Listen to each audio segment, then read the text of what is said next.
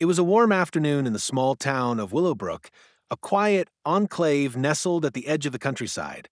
The sun hung lazily in the sky, casting long, golden shadows that stretched across the narrow, winding roads that defined the town. The streets were peaceful, with only the occasional rustle of leaves in the gentle breeze or the distant hum of an old tractor. Time seemed to slow in Willowbrook, where life moved at a comfortable pace, allowing its residents the luxury of taking their time. Among the town's residents was Henry Thompson, a retired military man who had spent much of his youth serving his country in various conflicts. Now, in his late 70s, Henry found solace in the simpler things in life, the things that reminded him of his youth and gave him a sense of freedom, like riding his motorcycle. Today, like many other days, he set out on his bike, a classic Harley-Davidson that had been with him for decades. It wasn't just a mode of transportation for Henry. It was his connection to the past, a piece of his soul that he could still feel the engines rumble beneath him. He wore his old leather jacket, a worn and weathered piece of clothing that had belonged to his late wife before she passed away years ago. The jacket carried memories of their years together, of the long rides they had taken through the countryside in their youth.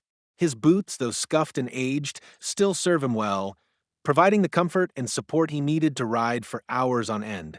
The wind rushed against his face, and for a brief moment he felt young again, as if the weight of age had been lifted by the open road. The motorcycle's steady hum was the only sound accompanying him as he cruised down Main Street, a street lined with quaint shops and homes that seemed untouched by the modern world. The afternoon sun reflected off the small shop windows, casting shimmering patterns on the pavement. Henry had ridden this road countless times, and it always filled him with a quiet sense of contentment. There is a peace here in this little town that he cherished deeply. But today was different. As he rolled down the street, a sudden flash of blue and red lights caught his eye in the rearview mirror. It wasn't something Henry was accustomed to, and his heart skipped a beat.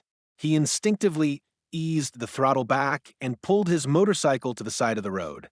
The siren that accompanied the flashing lights sliced through the calm air, a stark contrast to the peaceful atmosphere he had enjoyed just moments before. Henry was an honest man, and he couldn't fathom what he had done wrong. He'd always followed the rules of the road. The only explanation he could come up with was that his registration was due for renewal, but he hadn't realized it had expired. That seemed unlikely, though. He was always meticulous about keeping things in order. As he stopped the bike and swung his leg over it, he could see the police cruiser pull in behind him. The officer in the driver's seat was a young man, maybe in his mid-30s, with a stern expression and a posture that suggested authority. He got out of the car and walked toward Henry, his boots clicking against the pavement. Henry was already reaching into his jacket pocket for his wallet, preparing to hand over his identification. The officer stopped a few feet away and greeted Henry with a polite yet firm tone. "Good afternoon, sir. Do you know why I pulled you over?" Henry shook his head, his brow furrowing in confusion. "No, officer. Is there a problem?" The officer glanced at the motorcycle, then back at Henry. He seemed to hesitate for a moment before speaking again. "Your registration appears to be expired. I'm going to need to check your documents and inspect your bike." Henry's heart sank at the mention of the registration.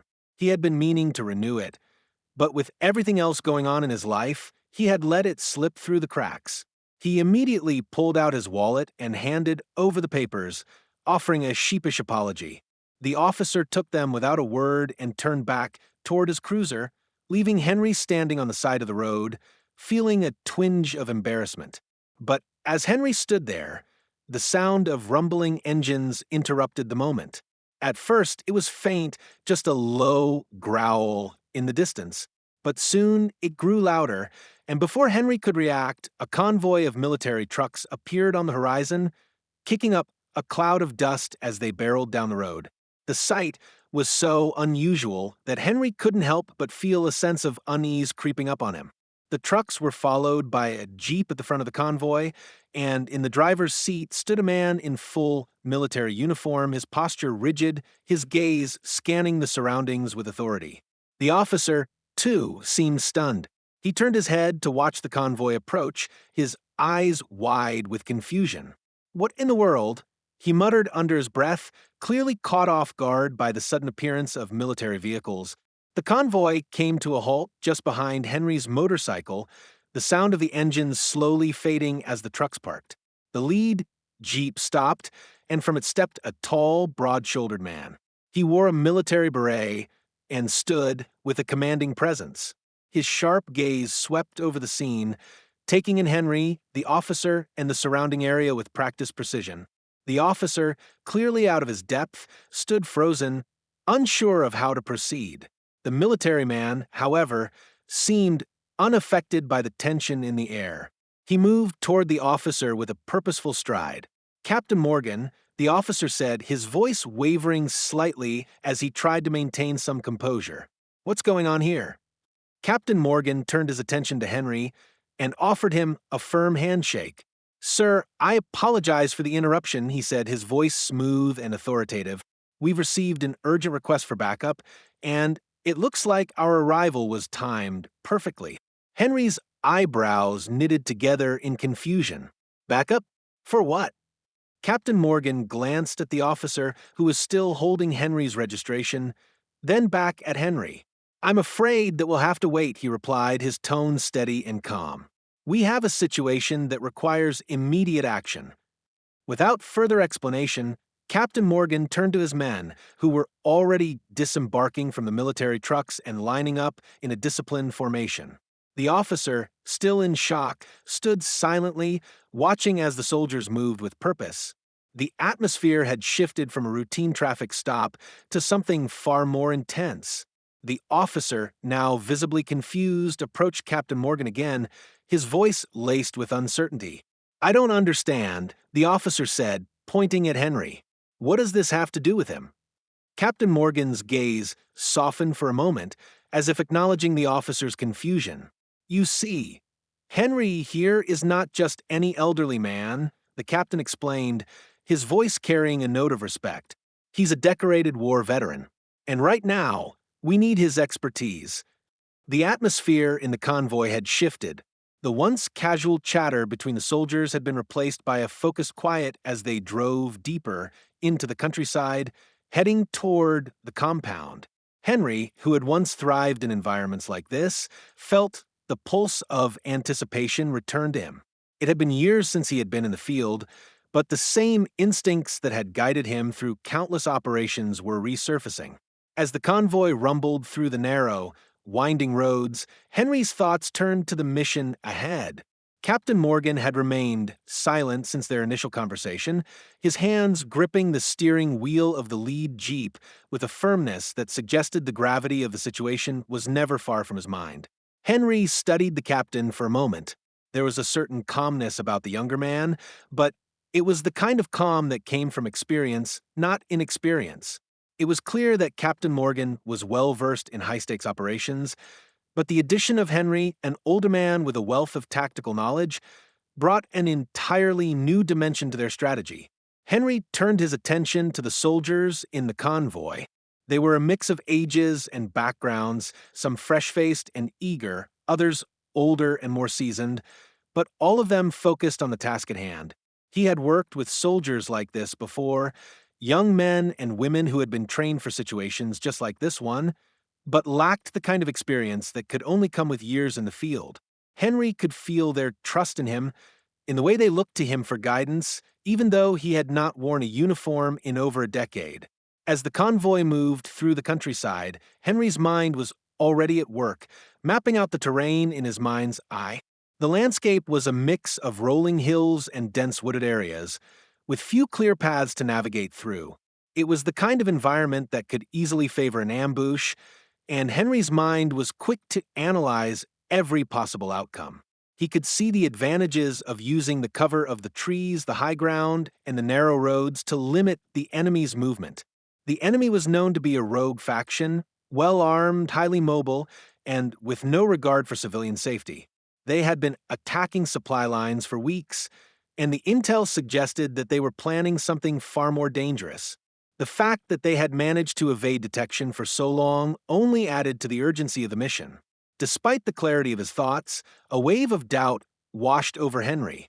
He was no longer a young soldier. His body had grown older, his reflexes not what they used to be. The weight of the years had added a layer of hesitation to his actions. Yet, in this moment, as the convoy hurtled toward their target, Henry realized something. His experience was not in the strength of his muscles or his speed, it was in his mind. He had learned to think under pressure, to remain calm when chaos reigned, and to make decisions that others might hesitate on. It was that wisdom that would carry them through this mission. As they approached the compound, Henry's attention snapped back to the present. The convoy slowed as they neared a ridge, the ground beneath them becoming more uneven. A series of small, weathered houses could be seen in the distance, nestled against the backdrop of a dense forest. There was a certain eeriness about the place. The compound had been set up quickly, likely within the last few months, and the surrounding area was heavily fortified with makeshift barricades and guard towers. The buildings themselves were utilitarian, with no signs of civilian life. This was not a place for negotiation, it was a stronghold. Captain Morgan glanced at Henry, his expression one of quiet determination. "We'll need to make our move soon. The element of surprise is our best advantage. We can't afford to get bogged down."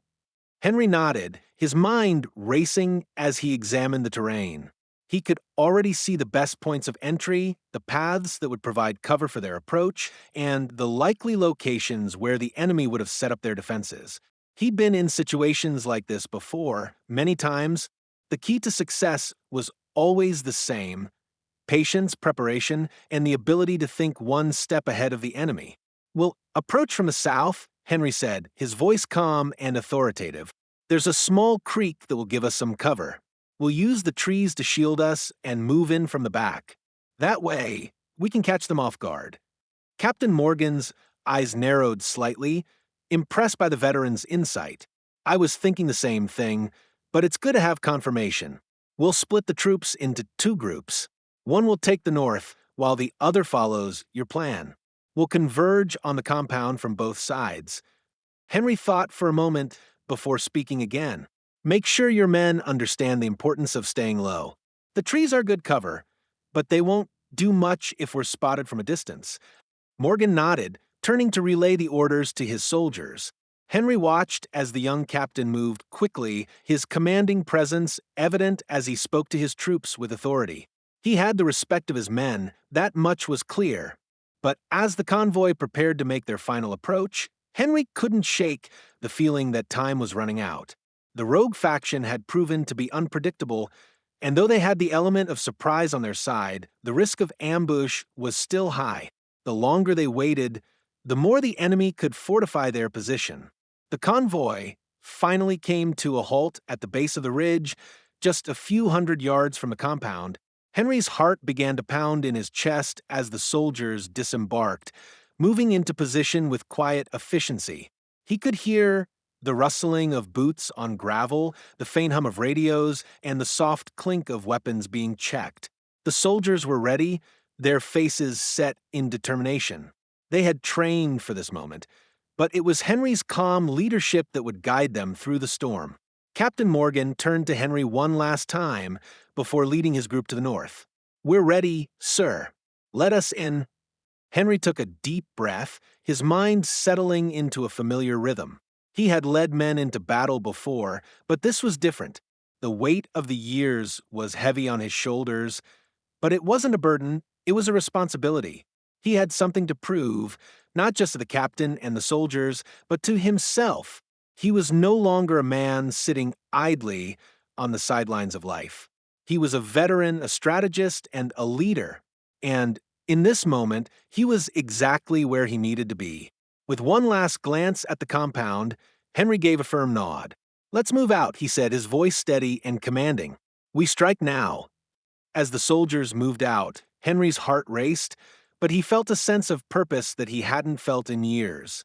The mission was no longer just about completing a task, it was about doing what he had been trained to do for decades.